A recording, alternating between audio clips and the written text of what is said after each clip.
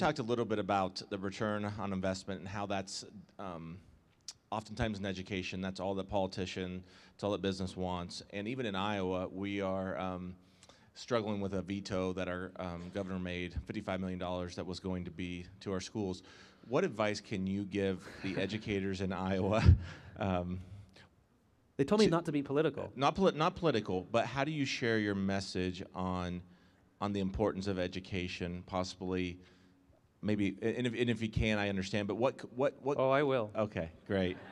I've watched your YouTube clips, I knew you would.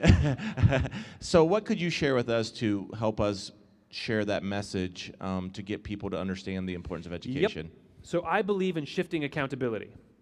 So very often what happens in situations like this is it's me versus you, us versus them, right? That whole construction, the governor, right? And he's referring to you the same way, by the way. Okay? There is and we're not blaming everybody. Everybody's to blame, right?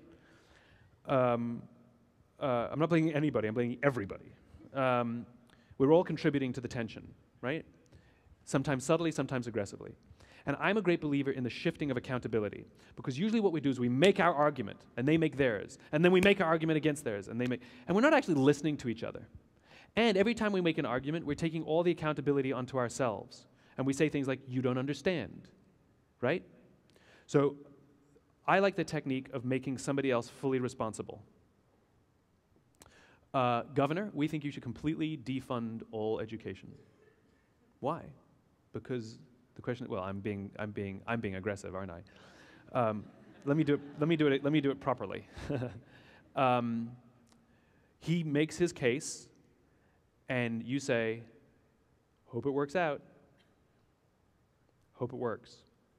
I really hope in 5 and 10 years from now that Iowa is leading the country in terms of math, science, arts.